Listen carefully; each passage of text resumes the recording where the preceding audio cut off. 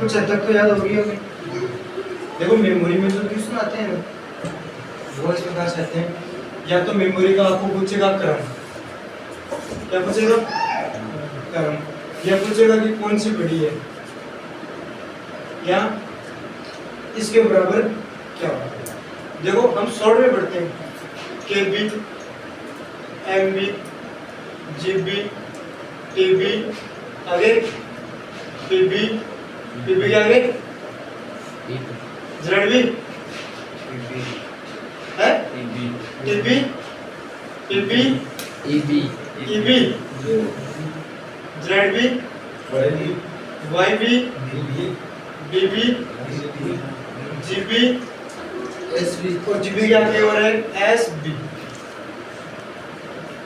ठीक है, ये इसका क्रम रहेगा।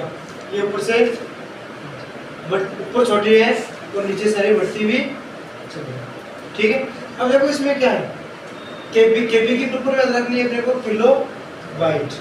देखो बीच जितने भी आंसर की क्या है बाइट, किलो, एम को मेगा, गीगा, टेरा, पेटा, एग्जा, जेटा, योटा, गुंटो, फिर गेपा, और एस की क्या है स्वेगो, स्वेगो बाइट है ना स्वेगो। तो ये नाम आपको याद रखना है। ठीक है, दूसरी चीज एक हम हर बार ये लिख रहे हैं 1024 लिख रहे हैं ना, 1024 इसको हम दो तरीके से, एक की पावर है 2 की पावर 10, 2 की पावर 10 भी क्या होता है 1024, यानी कि आप 2 को 10 बार मल्टीप्लाई करोगे ना 2 2 2 2 तो कितना आएगा 1024 आएगा। अब देखो क्वेश्चन, जो फर्स्ट क्वेश्चन है वो आएगा आपके पास कि 1024 केबी बराबर एमबी। ऑप्शन मिलेगा आपको 1, दूसरा ऑप्शन मिलेगा 3, तीसरा ऑप्शन मिलेगा 4, और चौथा ऑप्शन मिलेगा आपको मान लो कि नन कर देते हैं। तो क्वेश्चन है कि 1024 केबी बराबर एमबी। 1024 एमबी बराबर कितनी के एमबी होती है, देखो जो लिस्ट लिखाई है मैंने उसमें देखो कि 1024 केबी बराबर क्या लिखा है 1 मेगाबाइट। मेगाबाइट को शॉर्ट में लिखते हैं एमबी। तो कौन सा ऑप्शन जाएगा सही है, एक आ जाएगा आपके पास, इसमें आएगा 1024 केबी, 1024 केबी बराबर है, बराबर है। देखो किसके बराबर है, फर्स्ट ऑप्शन मिलेगा आपको 2 की पावर 10, 2 की पावर 8, 2 की पावर 9 और डिविजन चाहिए 9। तो इनमें कौन सा ऑप्शन सही होगा 2 की पावर 10, ये वाला ऑप्शन सही होगा। ठीक है, एक क्वेश्चन आ सकता है। तीसरा क्वेश्चन है केबी, जीबी, एमबी और टीबी। क्वेश्चन है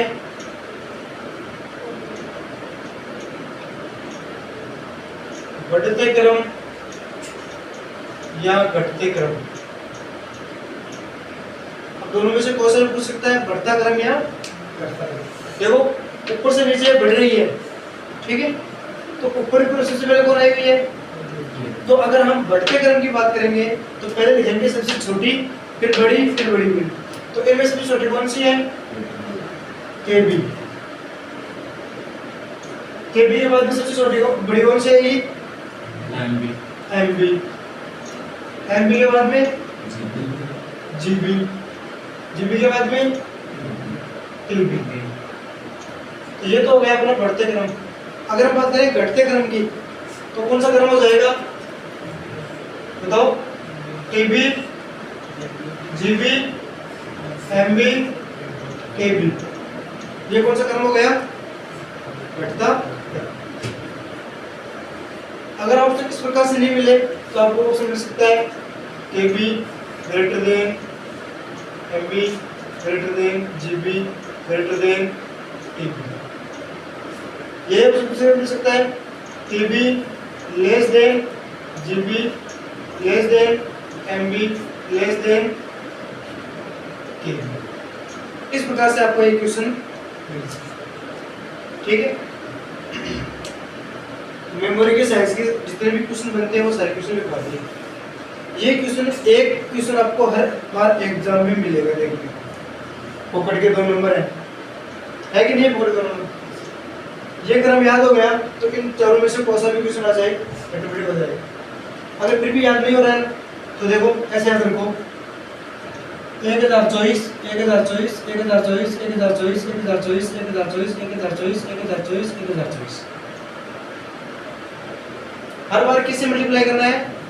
1024 से। अगर आप इसको 1024 से मल्टीप्लाई करोगे तो एमबी आएगा, एमबी को 1024 से मल्टीप्लाई करोगे तो जीबी आएगा, जीबी को 1024 से मल्टीप्लाई करोगे तो टीबी, और टीबी को 1024 से मल्टीप्लाई करोगे तो टीबी, टीबी को 1024 से मल्टीप्लाई करोगे तो जेडबी, और जेडबी को 1024 से वाईबी, वाईबी को 1024 से बीबी, और बीबी को 1024 से जीबी, और जीबी को 1024 से मल्टीप्लाई करोगे तो क्या आएगा? एसबी।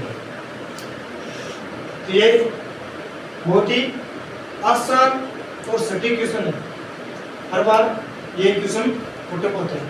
फिर देखो और क्वेश्चन क्या आ सकते हैं इसमें।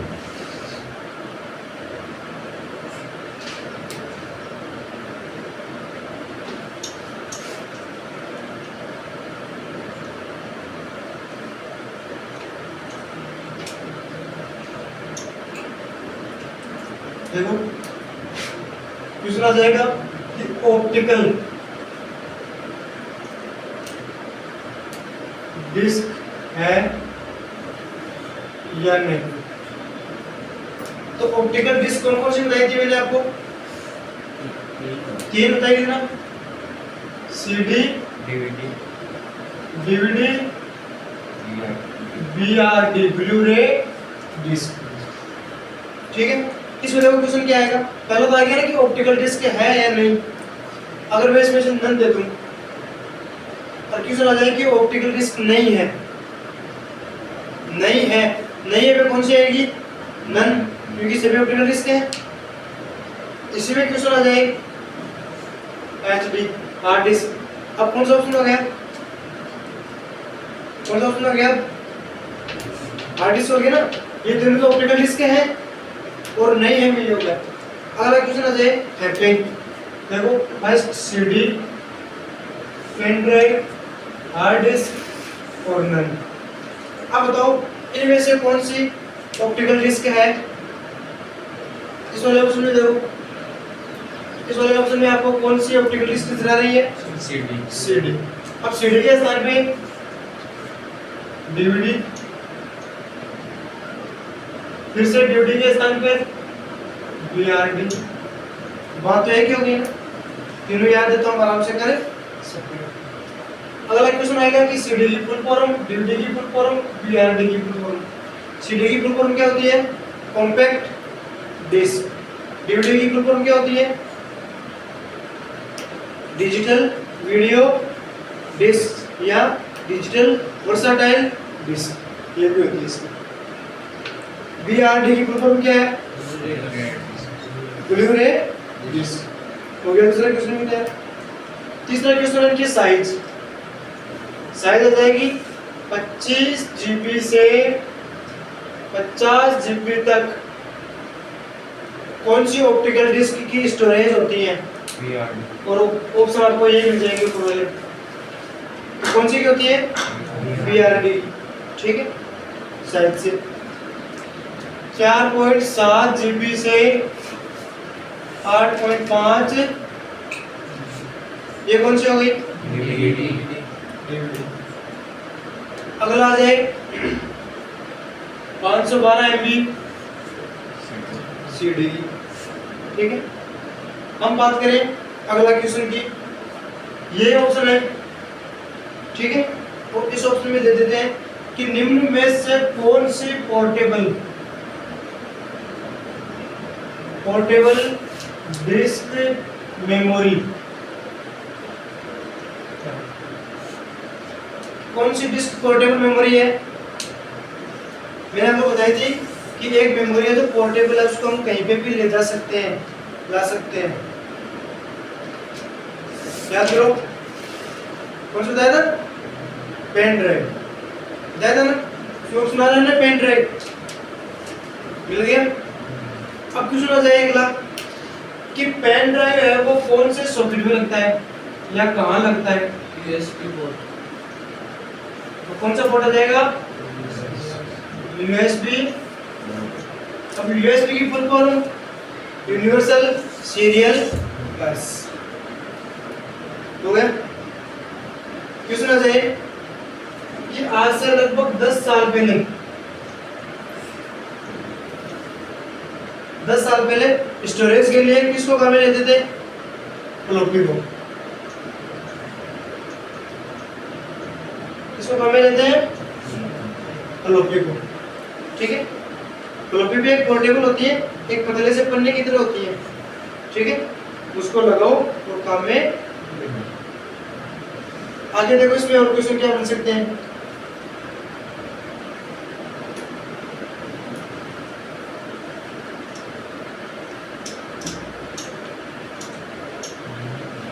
ऐसी कौन सी मेमोरी है जिसके ऊपर मैग्नेटिक लैंप किया जाता है या मैग्नेटिक लैंप किया हुआ होता है? Hard disk. ठीक है, क्वेश्चन है कि हार्ड डिस्क की स्टोर कैपेसिटी कितनी हो सकती है? अभी इंद्र पे करेगा आपके ऑप्शन पर। अगर ऑप्शन में टीबी है तो टीबी लिखेंगे, अगर टीबी से बड़ी कोई भी आती है तो उस पे नाम है लिखिए। फिर उसके बाद में देखो और क्वेश्चंस क्या आ सकते हैं। आप बनाओ क्वेश्चन। देखो हम आर्टिफिशियल की बुक से क्वेश्चन पुटअप करते हैं और उसमें लगभग 10 क्वेश्चन तो नॉर्मली हर बार दिए हुए होते हैं पीछे। 10 मिनट क्वेश्चन तो बहुत होते हैं, इनमें से भी मिल जाएंगे, आप जो पढ़ रहे हो वो भी मिलेंगे। कई क्वेश्चन ऐसे होते हैं जो बाहर से भी आते हैं, लेकिन बाहर से आएंगे कहाँ से? केवल और केवल पढ़े हुए से। अब देखो इसमें एक है, निम्न में से कौन सी मेमोरी प्रति सेकंड कई बार रिफ्रेश होती है? प्रति सेकंड कई बार रिफ्रेश होती है। डीरैम। ठीक है, अगला है रैम से अधिकाधिक प्रयोग में ली जाने वाली जानकारी को संग्रहित करने के लिए कौन सी मेमोरी का उपयोग किया जाता है? देखो रैम, रैम से अधिक काम में ली जाने वाली, अधिक से अधिक और रैम से भी अधिक जानकारी को अपने पास संग्रहित करने वाली मेमोरी। मैं ऑप्शन दूं आपको, कैश मेमोरी, रोम, पेन, हार्ड डिस्क। देखो कैश मेमोरी के बारे में क्या पढ़ाया था कि जब भी आप कुछ चलाते हो तो वो कहाँ संग्रहित होते हैं? कैश मेमोरी में। बताया था ना, जैसे आप कंप्यूटर को निर्देश दोगे ना तो वो ऑटोमेटिकली कैश मेमोरी में एक्टिव होकर चलेगा। रैम से कभी नहीं चलता है और हार्ड डिस्क से भी कभी नहीं चलता। क्वेश्चन आ जाए कि अभी आपने जो वर्तमान प्रोग्राम चला रखा है, वर्तमान प्रोग्राम जो चला रखा है वो कौन सी मेमोरी में चल रहा है? कौन सी चल रहा है? कैश मेमोरी में। रैम से अधिक काम में ले जाने वाली मेमोरी कैश मेमोरी, रैम से अधिक महंगी मेमोरी कैश मेमोरी। ठीक है, रैम से अधिक तेज मेमोरी वो भी कैश मेमोरी। ठीक है, एक क्वेश्चन आ जाए। देखो मैंने आपको क्वेश्चन लिखाया था कि अस्थायी मेमोरी कौन सी है? मैंने आपको दो मेमोरी लिखाई थी अस्थायी मेमोरी, याद करो कौन सी लिखाई थी? रैम और नहीं, रैम, रोम तो स्थायी मेमोरी है। अस्थायी मेमोरी देखो कौन सी लिखाई थी? कैश मेमोरी देखो लिखा था ना कि यह एक अस्थायी मेमोरी है। अस्थायी आ जाए, अस्थिर आ जाए, तो कौन सी मेमोरी होगी? कैश मेमोरी और रोम। अब जो अस्थायी है, अस्थिर है, इसको अंग्रेजी में बोला जाता है वोलेटाइल। क्या बोला जाता है? वोलेटाइल। ठीक है। एक क्वेश्चन है प्रिंटर से, क्वेश्चन है डीपीआई का विस्तृत रूप है, डीपीआई का विस्तृत रूप है। तो डीपीआई की फुल फॉर्म क्या लिखाई थी मैंने? डॉट पर इंच लिखाई थी ना, डीपीआई डॉट पर इंच। अब देखो हम वापस प्रिंटर पे आते हैं। प्रिंटर का यूज क्या होता है? प्रिंटर किस काम में आता है? हार्ड कॉपी निकालने के लिए, यानी कि सॉफ्ट टू हार्ड। जो भी कंप्यूटर के अंदर फीड होगा ना, वो सारी की सारी सॉफ्ट कॉपी होगी, और उसको हम बाहर निकाल लें तो वो किस में आ जाएगी? Hard copy. ठीक है। अगला क्वेश्चन देखो, मैंने प्रिंटर के दो बताए थे प्रकार। कौन कौन से बताए थे?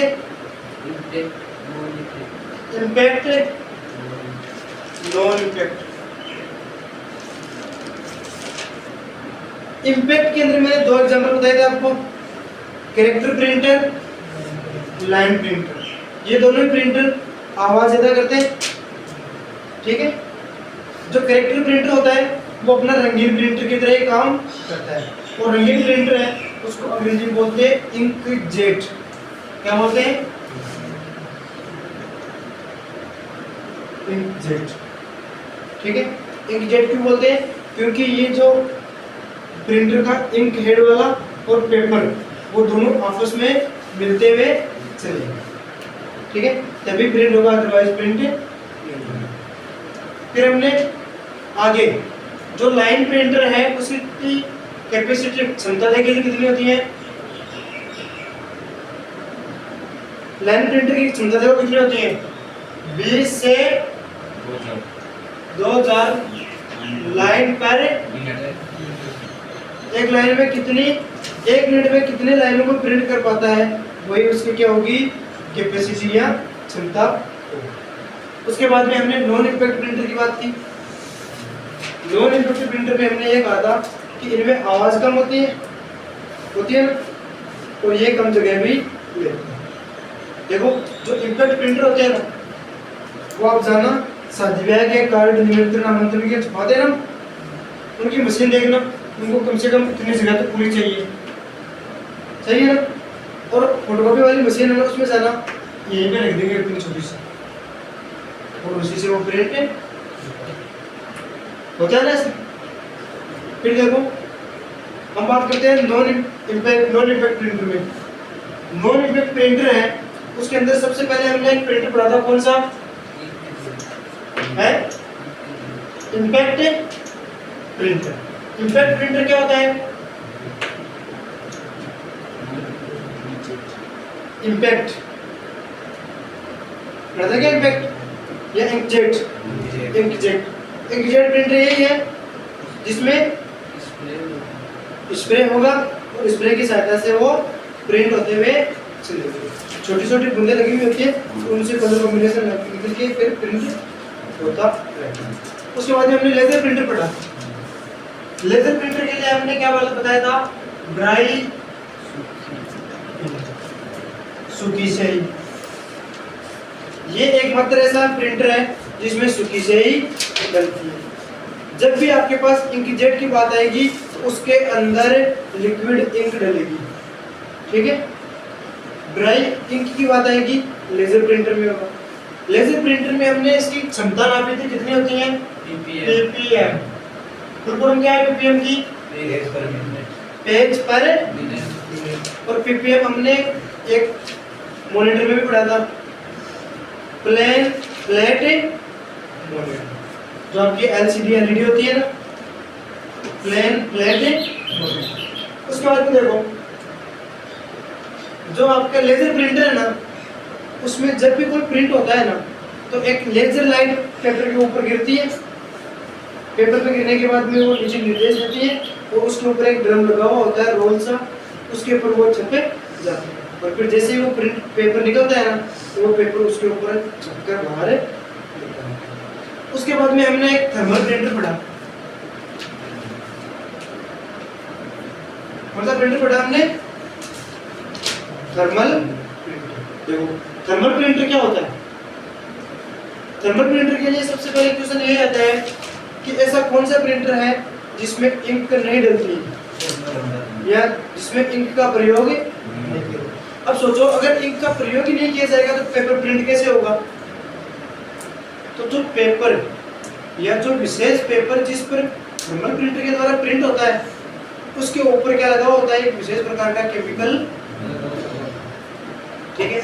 और थर्मल प्रिंटर कहाँ यूज में लिया जाता है उसके एग्जांपल मैंने आपको बताई। देखो पहला है खाद्य सुरक्षा के अंदर तहत जो हमें खाद्य मिलता है वहाँ पर एटीएम मशीन में मिलता है, इस पेपर का यूज होता है।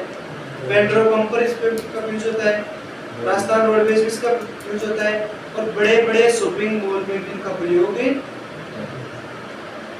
होता है कि नहीं होता है? फिर देखो थर्मल प्रिंटर है, ये थर्मल प्रिंटर है वो लंबे समय तक अगर प्रिंट को रखा जाए तो इसके ऊपर के जो कैरेक्टर जो प्रिंट होते हैं वो क्या हो जाएंगे? गायब हो जाएंगे, गायब। अगर आप इसको तुरंत गायब करना चाहते हो तो आप इसको क्या करोगे? गर्म। पेपर को गर्म कैसे करोगे? या तो कोई गर्म चीज उस पर रखोगे या अपनी जो प्रेस होती है उसको रखोगे, तब भी वो क्या हुआ है? पूरे के पूरे कैरेक्टर या तो ब्लैक हो जाएंगे या पूरा पेपर क्या हो जाएगा? कैसा हो जाएगा? व्हाइट हो जाएगा। अगर हमने ज्यादा हीट दी तो व्हाइट हो जाएंगे और कम हीट दी तो ब्लैक। इसके बाद भी हमने एक प्रिंटर को पढ़ा था, उस प्रिंटर का क्या नाम था? प्लॉटर, ठीक है। प्लॉटर देखो प्लॉटर क्या होता है? प्लॉटर को किस काम में लेते हैं? सबसे पहले तो लेते हैं कि अच्छी क्वालिटी की पिक्चर्स को बनाने के लिए, ठीक है। सेकंड किस काम में लेते हैं? बड़े बड़े होल्डिंग का निर्माण करने के लिए काम में लेते हैं, ठीक है। तीसरा कॉलेज वगैरह बड़े बड़े होल्डिंग आ गए। देखो अगर आ जाए कि आपको पूछना चाहिए कि एक आपके क्षेत्र में एक कोई संस्था ओपन हुई है और उसको अपना प्रचार करना है और उसने एक बहुत बड़े एरिया में प्रिंट करवाया पेपर, तो वो जो पेपर प्रिंट हुआ वो कौन से प्रिंटर से प्रिंट होकर आया?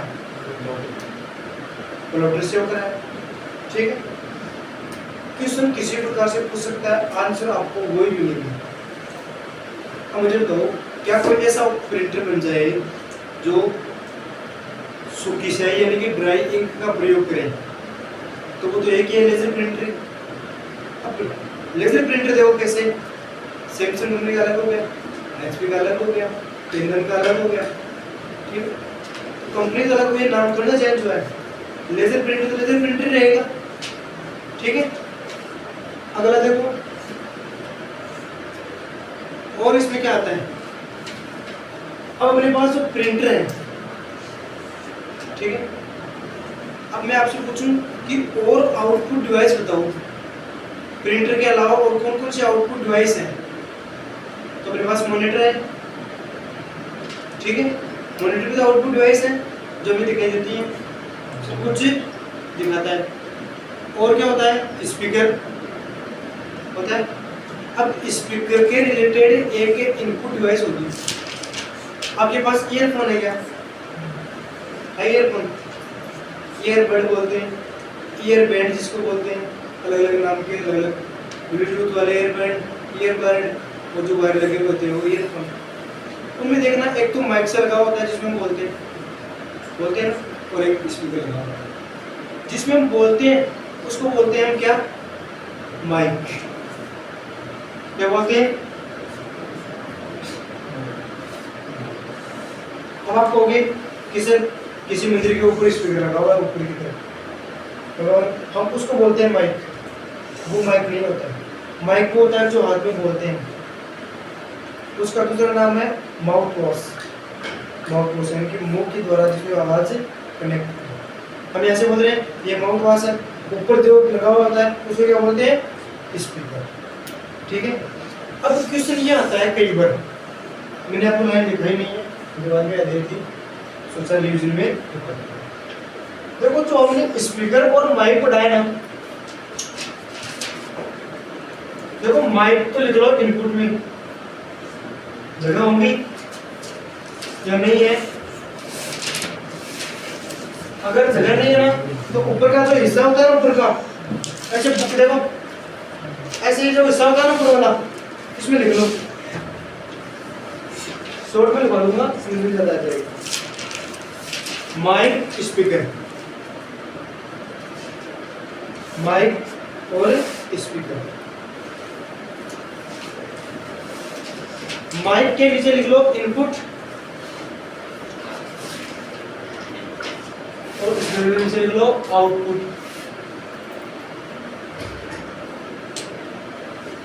स्पीकर के नीचे लिख लिया आउटपुट। अब देखो माइक और स्पीकर, माइक में हम बोलते हैं, स्पीकर में हमें सुनाई देता है। इसके बीच में जो भी प्रक्रिया हुई वो होता है तरंगों का संचार। क्या होता है? यानी कि जो अपनी आवाज है ना उसको वो किस में कन्वर्ट कर रही है? Electro frequency.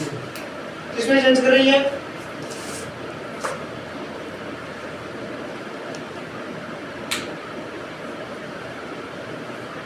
Electro frequency.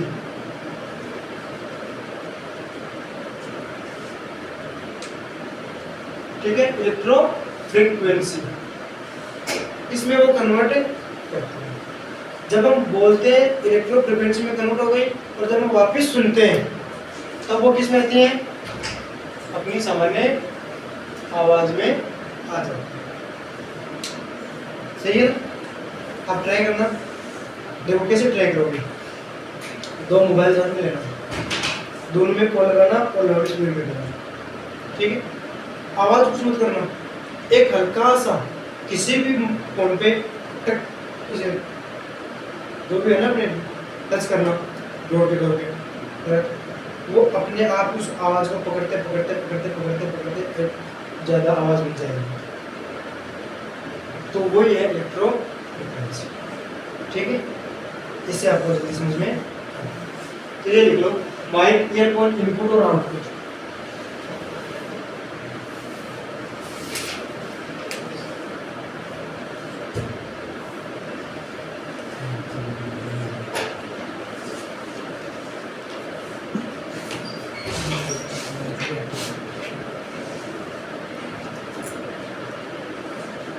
ठीक है, अब देखो कुछ डिवाइस ऐसी होती हैं, बीच में जोड़ देख, कुछ डिवाइस ऐसी होती हैं जो इनपुट और आउटपुट दोनों का कार्य करती हैं ना।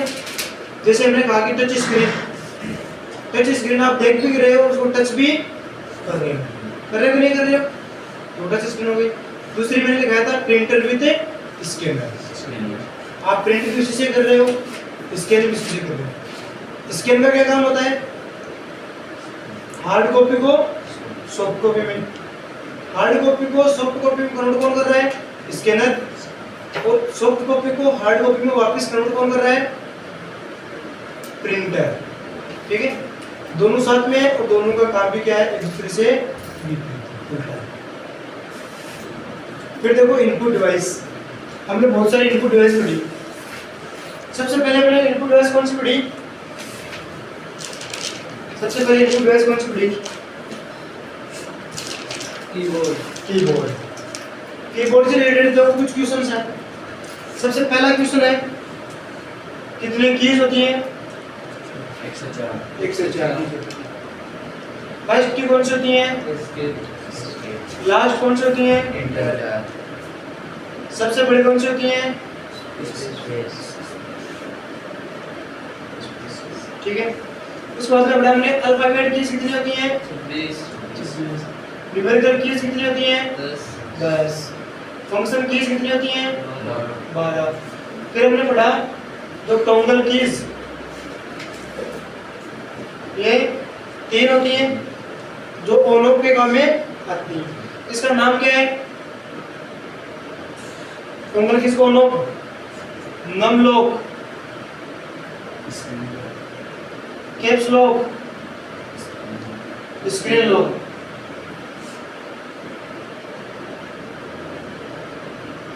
ठीक है। उसके बाद में हमने कौन सी पढ़ी? कॉम्बिनेशन, या वो जो कीज शॉर्ट की बनाने के काम में आए कॉम्बिनेशन। इनकी संख्या भी कितनी होती है? 3। कौन कौन सी है? कंट्रोल, एल्ट, ये हो गई। इसके बाद भी हमने पढ़ा नमपैड। नमपैड में कितनी कीज होती है? 17। उनको हमने अलग अलग डिफाइन भी किया था। 10 तो न्यूमेरिकल की, 4 प्लस माइनस गुणा भाग, 1 डॉट, 1 इंटर, 1 नम हो गई। ठीक है। एक हमने पढ़ी नेविगेशन की। नेविगेशन की कितनी होती है? 4। नेविगेशन का अर्थ होता है एक दूसरी जगह जंप करना। ठीक है। ये सारा शॉर्ट में हमने कीबोर्ड पढ़ दिया। कीबोर्ड के बाद भी हमने क्या पढ़ा? माउस। माउस के कितने प्रकार पढ़े हमने? 2। एक तो पढ़ा था ट्रैक माउस, ट्रैक बॉल। एक पढ़ा हमने ऑप्टिकल माउस। जो ऑप्टिकल माउस है उसमें हमने 2 प्रकार पढ़े।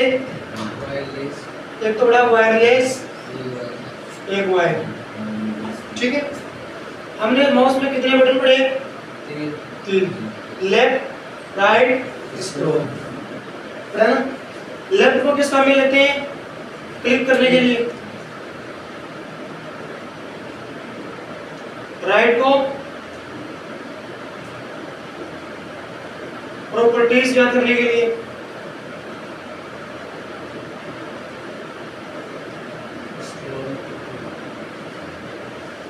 प्रॉपर्टीज, और स्क्रॉल को ऊपर नीचे करने के लिए, अप एंड डाउन करने के लिए। ये पढ़ा हमने। ठीक है। माउस इतना ही पढ़ा हमने। ठीक है। माउस के बाद में हमने कौन सी पढ़ी? जॉयस्टिक। जॉयस्टिक क्या है? गेमिंग डिवाइस है। उसके बाद में कौन सी डिवाइस पढ़ी? Light pen. लाइट पेन किस काम में आता है? डिजिटल हस्ताक्षर करने के लिए। उसके बाद में स्कैनर। स्कैनर किस काम में आता है? हार्ड कॉपी को सॉफ्ट कॉपी देने के लिए। उसके बाद में कौन सी पढ़ी? OMR। देखो OMR का क्वेश्चन है। एक ऑप्टिकल इनपुट डिवाइस जो कागज पर पेंसिल द्वारा लिखी जानकारी स्कैन और पढ़ता है। कौन सा है? OMR।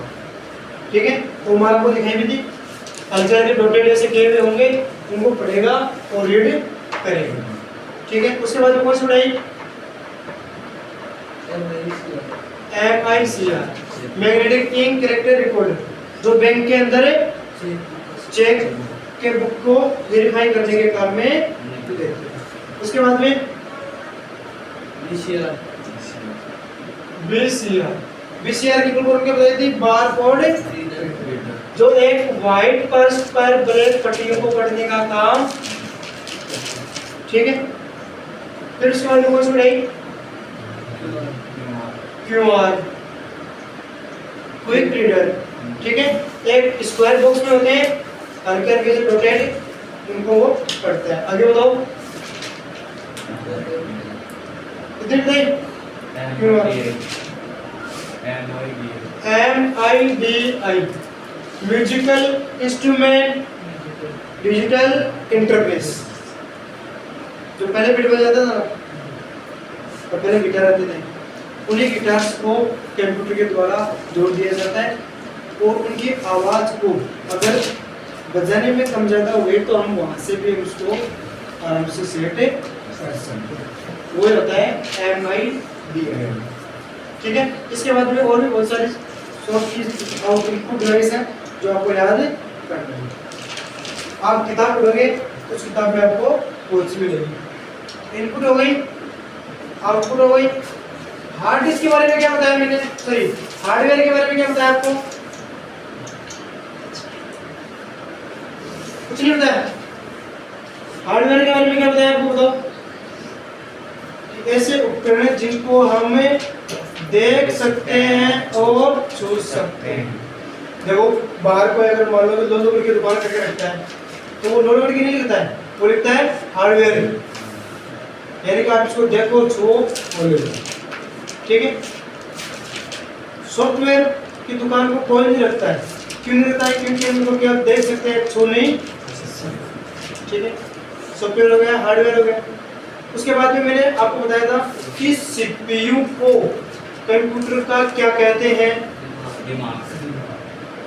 कहते हैं सीपीयू के अंदर 2 यूनिट लगी हुई होती हैं, कौन कौन सी, CU ALU। CU control unit जो उसको कंट्रोल करती है, और ALU अर्थमेटिकल लॉजिकल यूनिट जो तार्किक संक्रियाएं होंगी उनको गणना करने के काम में लेगा। हमने कंप्यूटर को इनपुट दिया, हमें आउटपुट मिला, इसके बीच में कौन सी प्रक्रिया हुई, प्रोसेसिंग हुई। क्या हुई, प्रोसेसिंग। और वो प्रोसेसिंग कौन कर रहा है, सीपीयू जो कंप्यूटर का दिमाग। अब हम बात करते हैं कंप्यूटर की है कमी। बताओ एक कंप्यूटर की कमी, एक कंप्यूटर की कोई भी कमी बताओ।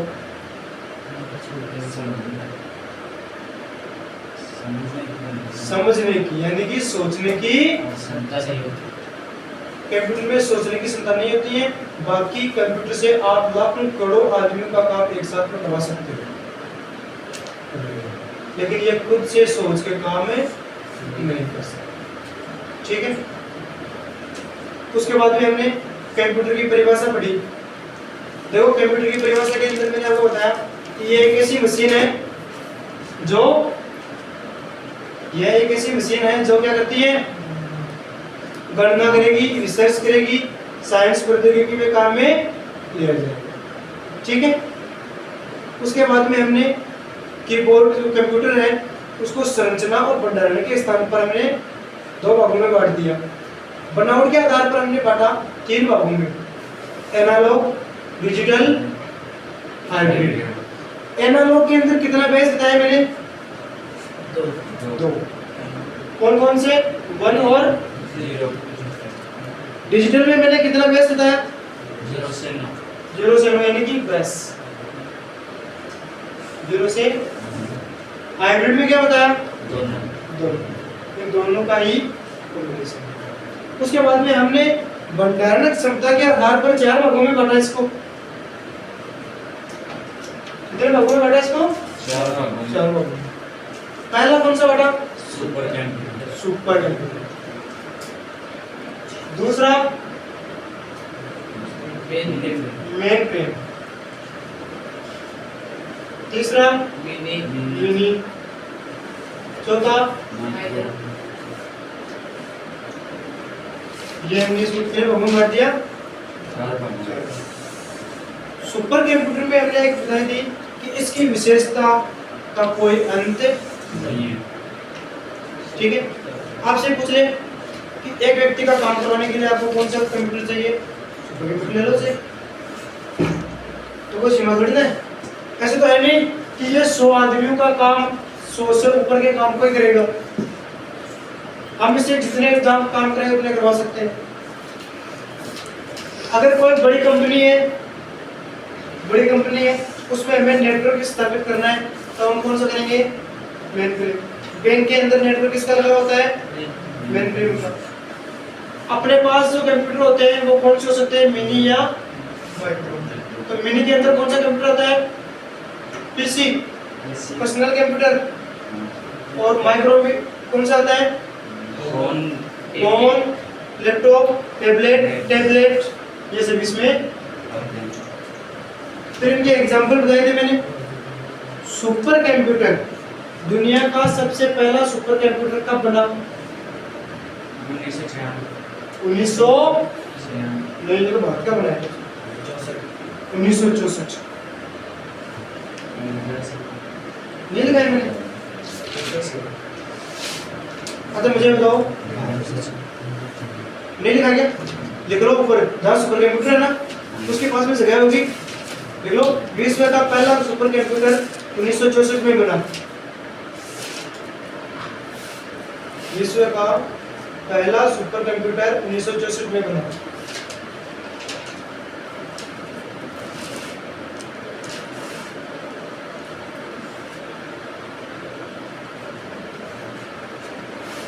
फिर उसके बाद में हमने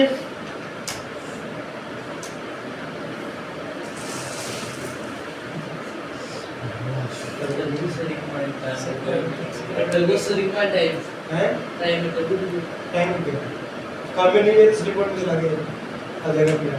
हाँ ठीक है। अब हमने बात की कि विश्व का पहला सुपर कंप्यूटर का क्या नाम है? CDC 6600। ठीक है।